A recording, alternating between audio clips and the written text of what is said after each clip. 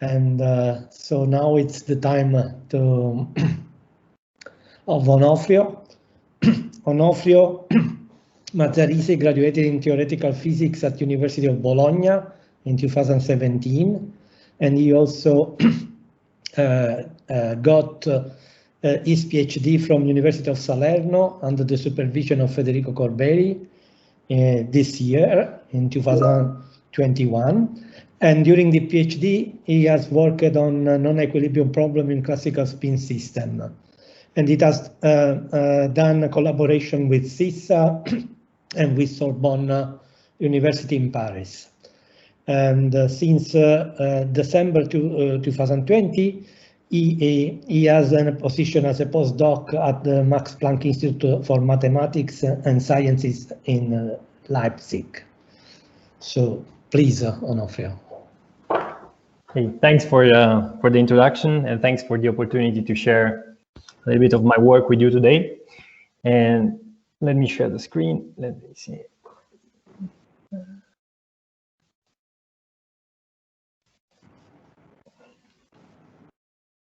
Okay.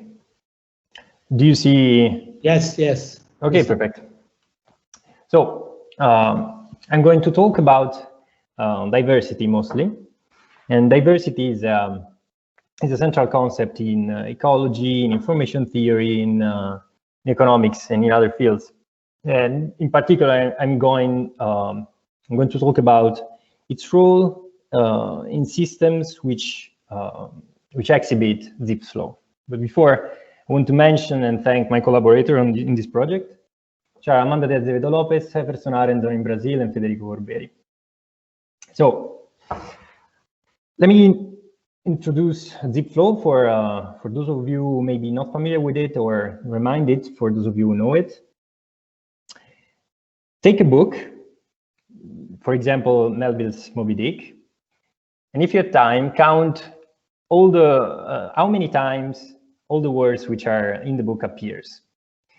You'll find out that the most frequent word appears twice many times as the second most frequent word, and then three times more than a third most frequent word, and so on and so forth. This is one of the classical examples of Zipf flow in the field of linguistics, and is one also of the first field where it has been observed. And it turns out that in almost every human language, if you take a book or a long text, you will find such regularity. Another classical example to help intuition, it's related to urbanistics. So if you take a state, or as in this example, a continent, and you count now how big is the biggest city and how big is the second biggest city, and so on and so forth, you'll find again the same pattern, meaning that the first city, the size of the city in this case will be the number of inhabitants that it has. And again, the first one will be twice as big as the second one, and 3 times as big as the third one, and so on and so forth. So more in detail, Zipf flow is a scaling relation between the size of the component of modular systems, such as those I just mentioned, and they rank if they are ordered according to their size, indeed. So the size of the object with rank R will be R to the minus K, where K will be around 1. This value of the exponent is the signature of Zipf flow. An equivalent way to express the law is also in terms of the probability distribution. So this means that the probability to find an entity or an object of size S will be again a power law, but in this case, after trivial transformation with an exponent -2, around -2. So this is one of the most studied law in complex systems, mostly due to the fact that it's really ubiquitous. It's present in a lot of systems, natural, artificial, and so on. And indeed, many mechanisms have been proposed in order to explain how and why this regularity can emerge in these very different systems. And there are mechanisms that are more specific to the system. Other ones are have a more general footing, but there are a lot of them, and an interesting one as well. So another things which people study is the analytical, the statistical property and the data analysis of systems which may exhibit Zipf flow. So even recent work is done in this case, and to try to check if Zipf flow is obeyed in a specific system, or to try to check if deviation from the law are spotted and what those can mean for the system, and so on and so forth. But today, I'm going to talk about something slightly different. I'm going to talk about another regularity, another statistical regularity, which turns out to be there every time a system exhibits Zipf flow. And it's a regularity which has to do with the diversity of the sizes of the objects which are present in the system.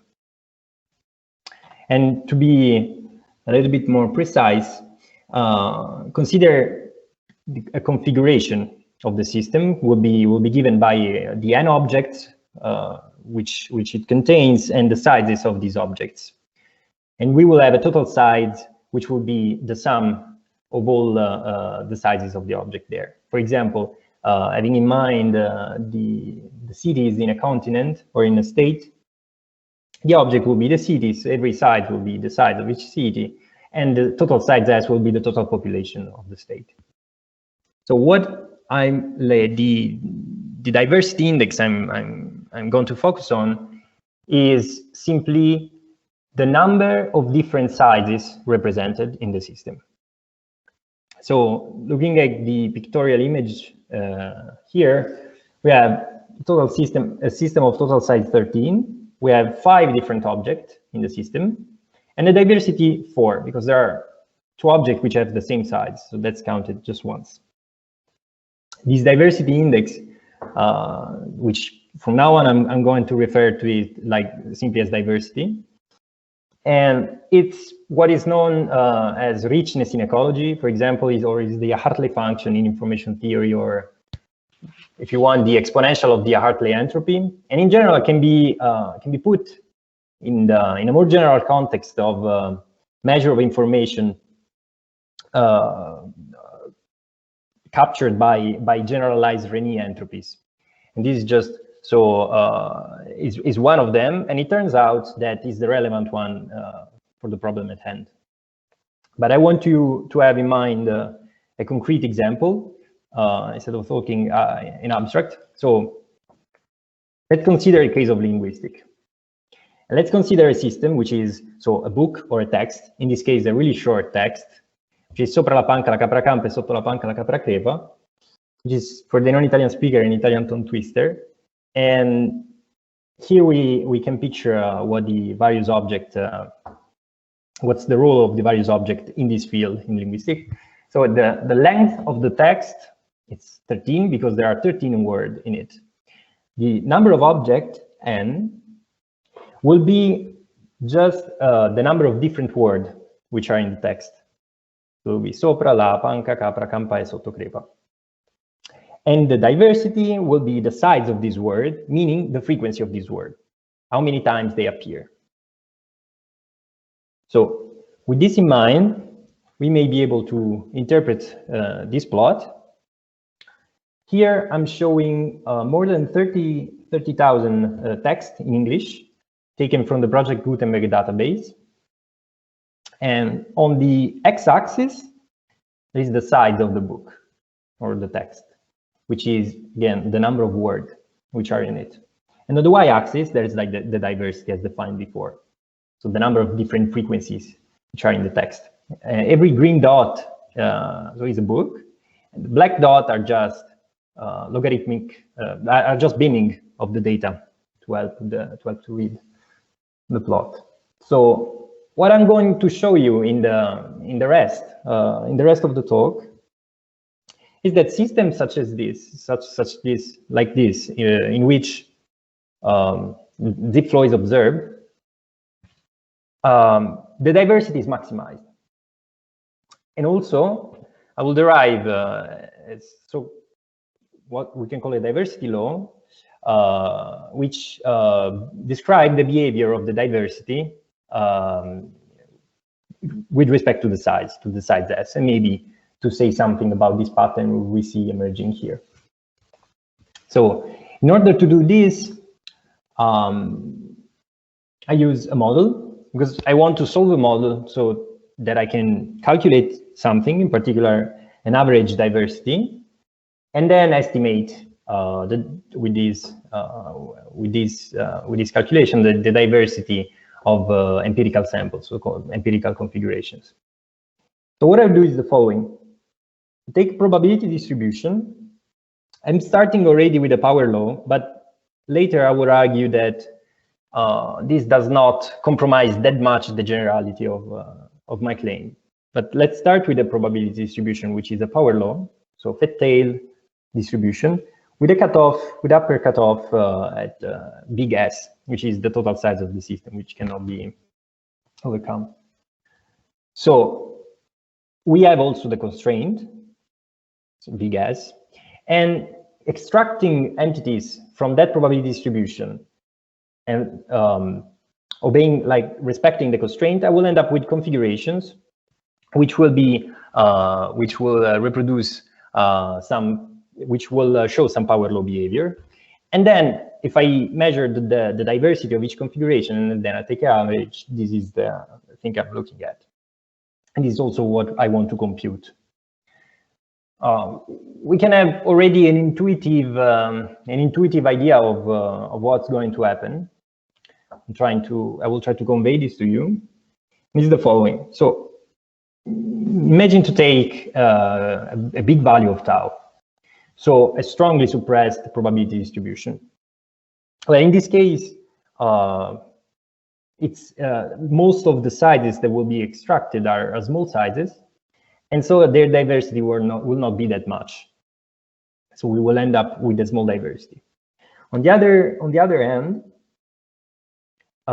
with a really small tau, and in the limit even tau equal to 0, taking a uniform distribution, we will now be able to explore way more the spectrum of possible sizes. But what will happen is that not being suppressed really big sizes, they will take up all the available space, and so frequently we will end up with few objects in our system, and so a small diversity, so a low value for the diversity. So what we expect that there will be an intermediate value of tau such that maximizes the diversity. So a trade-off between these two concepts, having a big number of objects, but not too big so that they do not, but various with a lot of sizes. So what can one can try to compute the probability distributions of these objects, but it turns out that we can use a trick in order to estimate in a pretty simple way the average diversity directly.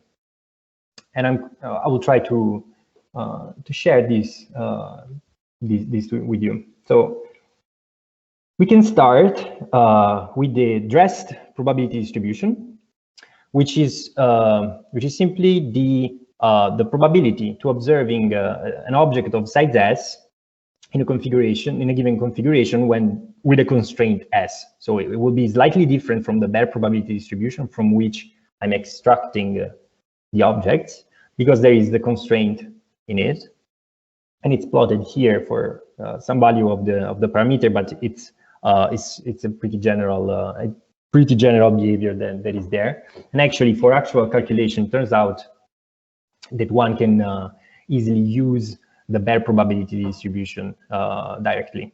So we need this. Then the second object we need is the average number of entities. in green here, which is given by the total size of the system over the average size of the objects in the system. Then the third ingredient, which we need, is this object called S star, which is defined in the following way. So for every S, for every size smaller than S star, there would be the fraction of objects with that size there will be greater than 1. This means that on average, there will be at least one object with that size. On the other hand, for sizes above S star, the fraction of objects with size S greater than S star will be lower than 1. Therefore, one can estimate the diversity of the system as contributed by these two terms. One is simply S star itself. This is because, again, all the sizes, there will be at least one object for all the sizes below S star, and so each size will count as 1. And we will have all the sizes represented until S star.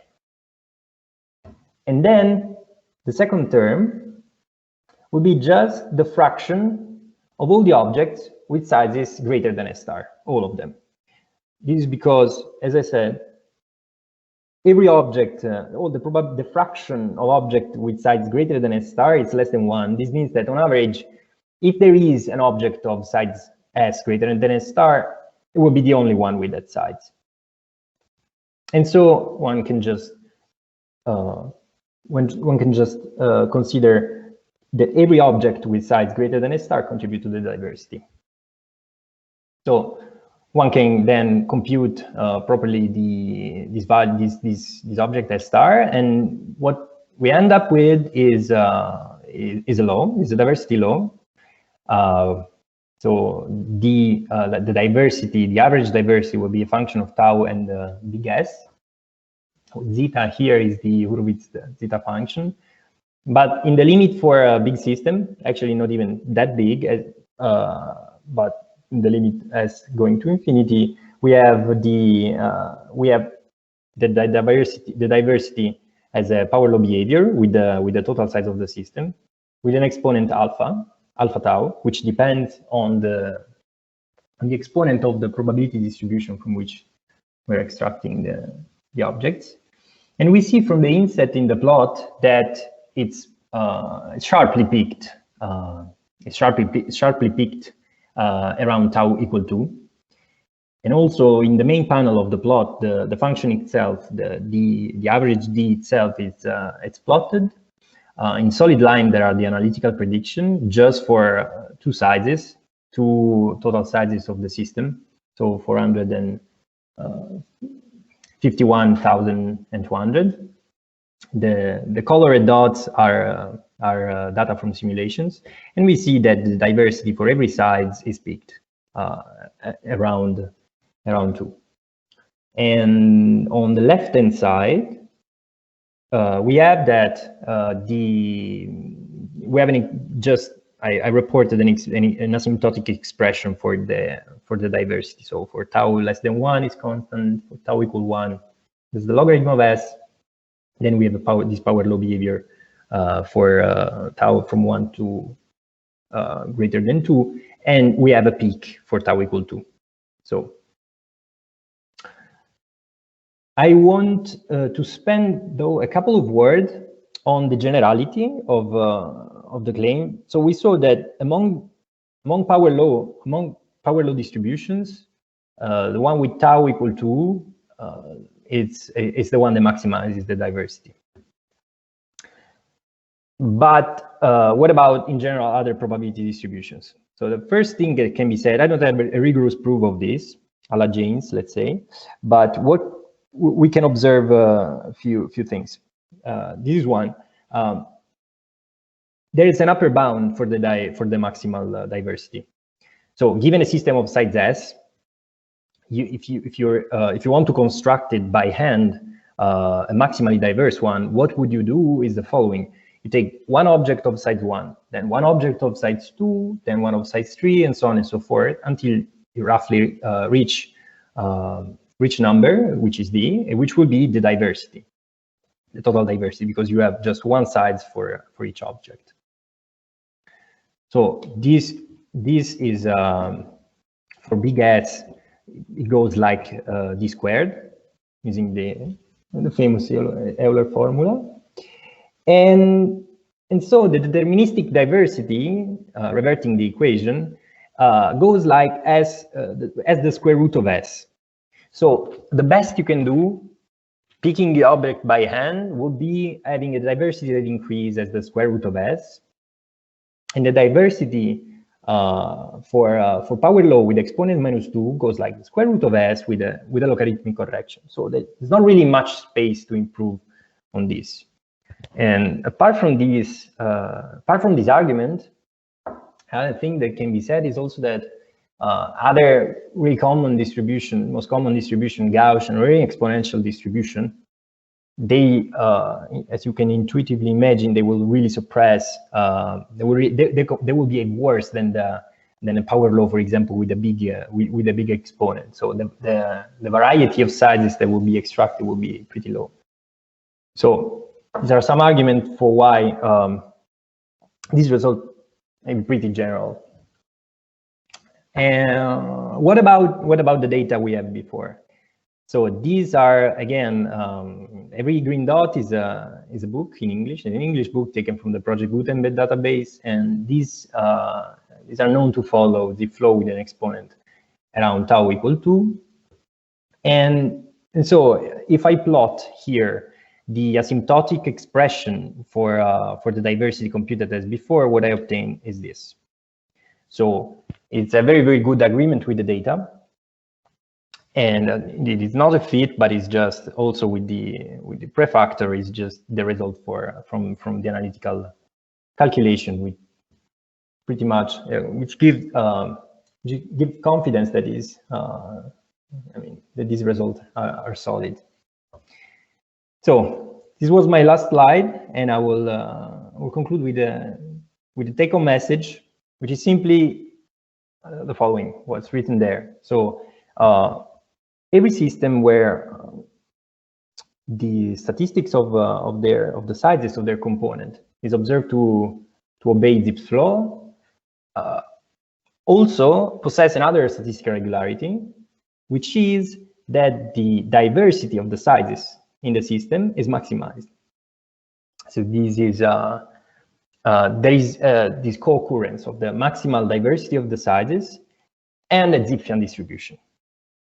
On top of that, we also derived a scaling law, like a diversity law, to describe the behavior of the diversity given a certain tau with the size of the system, like in the same spirit of the Heaps law, which is a law which describes the total number of objects of a system given a certain exponent and how it behaves with the size.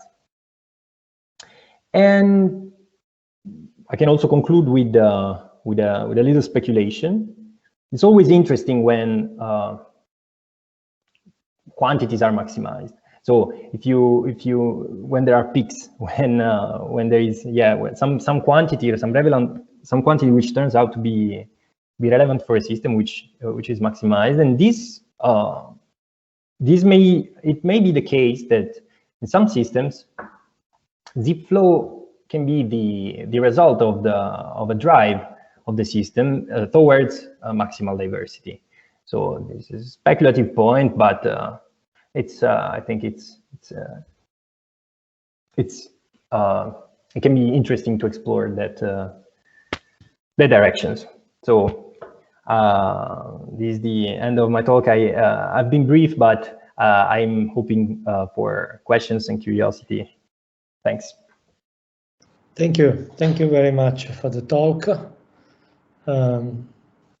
Is there any question or comments?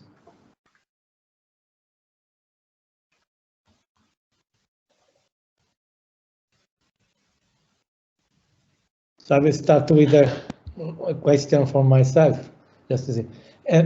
Did I correctly understood that, with your interpretation, in a sense, especially if we look at Zipf law in the language, I mean, let's say the grammatical structure, or just the instrument, the basic instrument for the language, are not the real ingredients from your perspective for the Zipf law? Not really. Not really. I'm not implying causality here. So what I'm saying is not that this may be the cause, like the reason why Zipf flow emerges. And for sure, I don't think this is the case for linguistics directly like this, because I'm extracting entities, or it has to be think more properly. The result is just a double implication. So there also may be that Zipf flow is obtained for some other reason. And then what you have is that as a byproduct, given that there is this co-occurrence, you have also a maximal diversity. That said, though, intuitively, in the case of language, you may think that there is something, also the historical arguments proposed by Zipf itself for the explanation of the law in linguistics has to do with a trade-off between between having a lot of words and having words that are recognizable, so that it appears a lot. So in this case, what would be? In the extremes, we can see that if we have just a book or a language where just a book of a given size where every word is different, it will be probably not understandable. While on the other side, the opposite is the case where we have an entire book where there is just one word repeated and S times.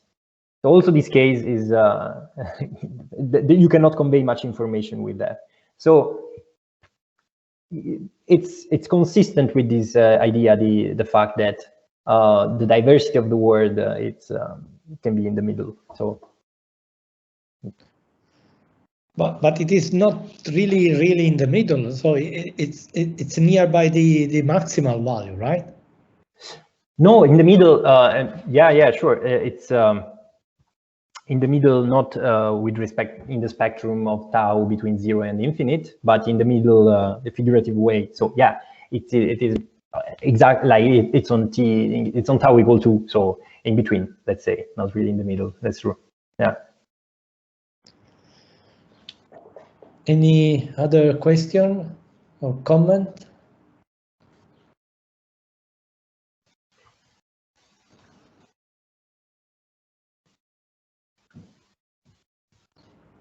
If anyone?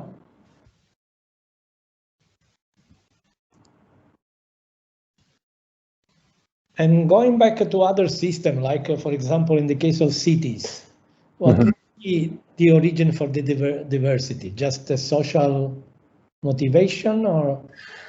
Well, also there, I didn't explore the possible motivation of specific systems yet. That would be an interesting idea to see in a specific system where if you have if diversity is the drive for that. That can be also intuitively it makes sense that is somewhere in between, because you can have a state where you have all the cities with just one person or a few person, or a state completely centralized where you have just one big city. Maybe for the functioning of a state, you need different sizes of cities, and that's the case. But an interesting thing about cities is that we have also the data for. Can you still see my screen? Yes. You have also the data for cities for the diversity law. Mm-hmm. And in this case, there is the dashed line would be the same line I showed before for the books, which would be the line, the theoretical prediction of that for that. But in this case, we have a lower cutoff, meaning that there cannot be, at least in the data we used, there are no there are cities with less than 500 inhabitants are not registered. Mm-hmm. So you have, apart from the higher cutoff, you have also a lower cutoff. And you can redo the calculation I talked about with this probability distribution with a lower cutoff, you again obtain that it's maximized for tau equal 2, but you have a modified low for the diversity, which is still really consistent with the data. In this case, the dots are not bindings, but is a running average or a moving average of the data. And again, seems pretty solid and recovers the observations. Okay, then thank you very much to the two speakers, and thank you very much also to all of you that attended the seminar. And I think let me say that the next seminar will be in July, the 8th of July, and let's say a lot to all of you. Thank you again. Thanks. Thank you.